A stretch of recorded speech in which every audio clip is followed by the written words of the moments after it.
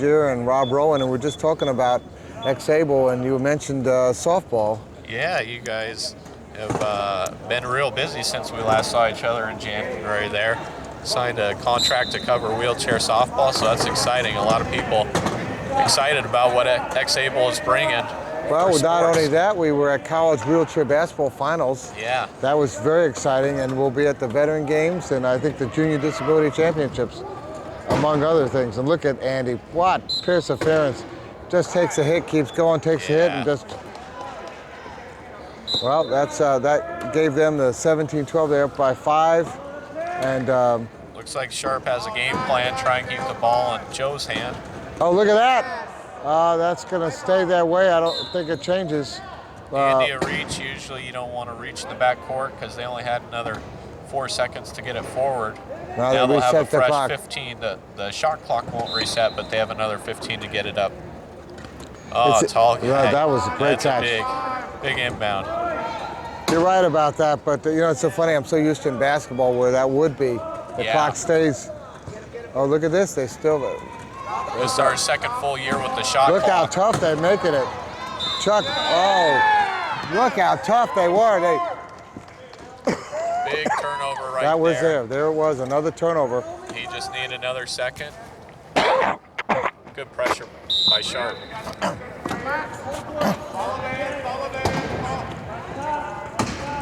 A lot of big hits here. 17-12 and so in a lot of rugby, you'll see a turnover right after a turnover. So Andy's smart right here. He's just taking it easy. Calm his He's got team lots down. of time. No rush. Lots of time. They're up 5 goals. Now it's getting a little tighter. Now you see Andy get it going past to Dunstan, and there it is. And we do not have the turnover rule happening this time. Yeah, that's just good patience and some experience there. Goes Joe. He's going to go up the sideline again. Let's see what they do. Oh, look at that delt. That's a very dangerous thing to do. And look, here it is again. And look at the two guys, even the low pointer there, blocking the door. Chuck trying to find his way through there. And he scores. Smart play by Chuck. He didn't want to get too far out. Yeah. And he pulled it up and used the center of the court. There they go. It's 18-13, 5 points with about 6 minutes and a half left. And there's a timeout. Andy, just take the timeout. No turnovers, no rush. Two timeouts used up by the Sharp, and they still have about 6 minutes left in this half. So let's see if that's a factor. I don't think Minnesota's used a timeout yet, so they're hoarding their timeouts. And we'll see and that's where sometimes that long pass you might hang on to it, use a timeout.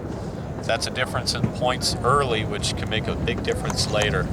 I don't see a lot of timeouts being used to at the end of a game or the end of a quarter to sometimes use to give themselves more time, to wind down the clock. And I think that's something that I saw Joe Soros using that with the British team very consciously. Yeah, we saw it yesterday in the Texas Lakeshore game.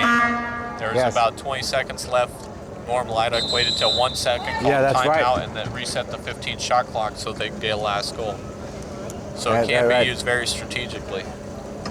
And that Texas game, that was some game. And if you haven't watched that on X-Able, you better get tuned in on it, and you get a chance, because that's probably one of the most exciting, a little bit of controversy, one of the most exciting games that you could see. I almost lost my voice on that one, screaming. You know what? It's what you want to see, though. You want to see that kind of action, the two teams that have battled and battled. Yeah. And look at all the banging going on here. Bang, bang, bang. And it goes down to last second for everybody.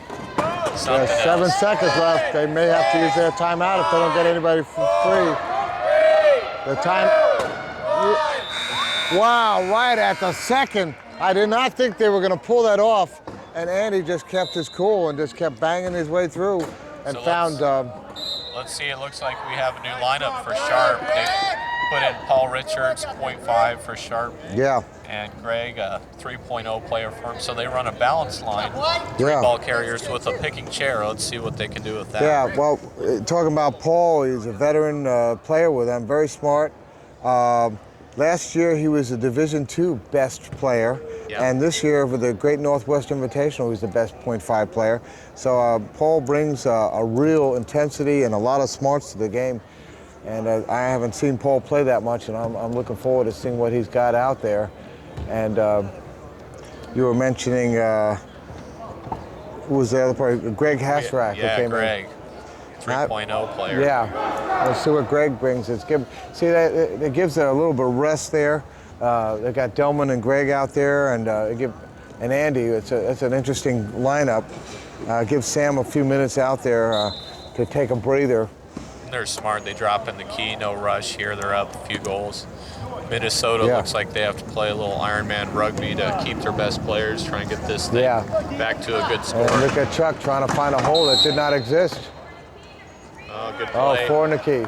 Chuck goes aggressively towards the key, had his man Joe following and knocked the chaser, Greg, new player, in. It was 4 in the key there, so he'll sit for 1 minute. Very veteran move there. I hadn't caught that, and so this gives Minnesota an easy goal here. As long as nobody does anything crazy. There again, no problems getting the ball in with the big guy. And there's Chuck for a score. And that brings it back 19-14, 5 points. We have 5.5 left in the half. And you're watching this on xable.com with Jason Magier and Athlete of the Year. And I tell you how that's pretty impressive in this crowd. Oh, I tell you, that was quite a surprise. Delman scored. Being on the board, USQRA, and we voted on some other players. I had no idea. And quite an honor to be in there with some dynamic players at different point values that truly do make a difference. And I tell you what, for a low pointer to get it, that's another thing. You know, it shows a lot of things. Look at Chuck. Look at that speed. Delman could not keep up with him. And there it is. They score back handily. Chuck puts a smile on a .5's face there. We always like to see those 3.5s. They're kind of paired together in our sport. Yeah, 3.5s and 5. So. Well, I often wonder, you know, if you got a guy that's a .5 and he gets over a certain age, that was a nice pass. You know, potentially you could have him on the court and have 5 players if you didn't allow, if you can't. Because they don't count as 0, right? As a 0 player? We did vote on some of these rules, and what we have for male players is if you have somebody over 45, they go down the court. Dan McCauley's a 2.0 There's a turnover. Yeah. Nice heads up by Greg. Greg Hasrak stealing that ball, and there's going to be a nice score. And that's 22, that's got up to 7. This Minnesota team is really hard pressed. They have not been able to get many turnovers against San Diego.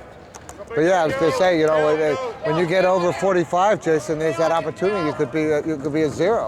Well, they kind of changed the rule there. They said if you're over 45, you know, we have males and females, and over 45 male, you can play with 8.5 points online. Right. Just like Sharp started. Dan McCauley is 2. And they started at 2, and 2.5 in Delman there, so they played those 8.5 points, which is a tremendous rule. We've seen a lot of people benefit from it. Yeah, Andy was hoping to get a little jump ball there, but they called it as a penalty goal, reaching in, and there was much he could do about that, but it was a good try. Look at Greg out there. Nice pass to Delman. What a tough offense that is, yes. I haven't seen Greg play before, but I could see, you know, great to have someone like that off your bench. I mean, wow. Greg's been around for a number of years and really developed into a good player here. It's not easy being a high pointer. You got to be the main ball carrier, so it takes a couple years. They're trying to see what this key defense can do against this Minnesota team. Joe trying to get position. They're trying to lock him in. And there's the pass. Can he get free? It looks like he locked him in. Pass back to Chuck. That was nicely done because they had locked him in so nicely. And Joe could not get a move on. That's the difference with Paul Richards and that defensive chair. Had him locked down, wasn't going to let him score. Look at that, there's a little bit of a stick there. Andy, better be careful. Oh, what a tip. Greg picks it in there. Andy Cohn. making a play when there was none. Just tipped it forward to Greg. That's the awareness out there. Ball comes in for a hit. Oh, holds there second. goes Chuck for the good gig. Okay. Andy wanted Greg to stay with the speedy Chuck there. Andy could have come over and got in front of Joe. Maybe make him work another 20 seconds. Ball's in for Sharp. Delman. And yeah, what a hit, what a hit. That's one of the tough things in rugby. You want to watch the sidelines. Acts like another defender. Okay, what do we have here? What was that call there? Was that call ended up being, that was a turnover. Sam Galore coming in for Delman. Denston. Okay. That was a turnover. That was one of the few San Diego turnovers we've seen. Yeah. I think it's the second one, and that's what Minnesota needs to do. They need to create some turnovers. Very much pass there to, oh, nice score there. Just like so many sports, a game of inches there, 2 inches over. Sam Glore, who has long arms. Yeah, Brosnan with a score. And all right, let's see. Nice, look at that. Oh, Andy makes the pass and quickly tries to take Chuck out of the play. Yeah. A little back picking there. I love that. I love that. He makes it look easy, handling that ball, taking a hit, passes. You know, I'm looking at this Sharp team, reminds me a little bit of the action you see with Lakeshore. The two big guys and they're finding the open man. They look like they play that. Goes Andy. Can Andy pick it up? And there's another turnover going back the other way. Andy with the ball to Greg. And there's an easy score on the other way. They gained that one back. You know, and it's one of these things in a national championship, you're going to play 5 games. And for a 7th seed to get there, they probably had to run their starters most of the time. Yes. Sometimes that shows up on Sunday.